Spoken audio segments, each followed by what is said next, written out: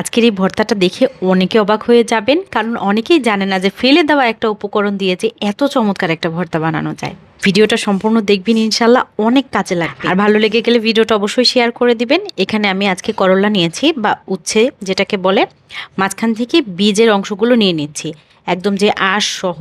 এই অংশটা কিন্তু একদমই তিতা না, শুধু এই সবুজ অংশটাই হালকা তিতা ভাব থাকে। যাই হোক, আমি করলার ভেতরের অংশগুলো নিয়ে নিয়েছি। এখন এটা কিন্তু আর ওয়াশও করা লাগবে না, এটা যেহেতু ভিতরে ছিল। সরাসরি আমি প্যানের মধ্যে একটুখানি সরিষার তেল দিয়ে তেলের উপরে এগুলোকে হালকা হাতে নেড়ে চেড়ে কিছুক্ষণ একটু ভেজে নেব। এটা কালারটা একটু হালকা চেঞ্জ হওয়া পর্যন্ত ভেজে নিয়ে আরেক পাশে একটুখানি তেল দিয়ে তার উপরে দিয়ে দিচ্ছি কয়েকটা শুকনা মরিচ আর একটা দেশি রসুন খোসা ছাড়িয়ে, পাশে দিলাম 2টা কাঁচামরিচ।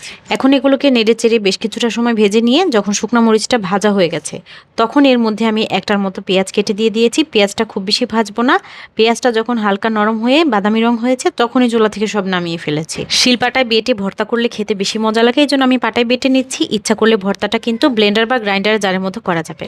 ভর্তা বাটা হয়ে গেলে এর মধ্যে আমি একদম শেষে একটা পেঁয়াজ ছেঁচে দিয়ে দিলাম। এই কাঁচা পেঁয়াজটা ভর্তার সাথে খেতে অনেক মজা লাগে, যখন দাঁতের নিচে পড়ে। গরম ভাত দিয়ে এই ভর্তাটা মেখে খেতে খুবই মজা লাগে, একদম তিতা নাই, সেই একটা টেস্ট হয়। অসম্ভব মজার একটা ভর্তা। আজকে খেতে খেতে চলে যাচ্ছি, দেখা হবে ইনশাল্লাহ পরের ভিডিওতে।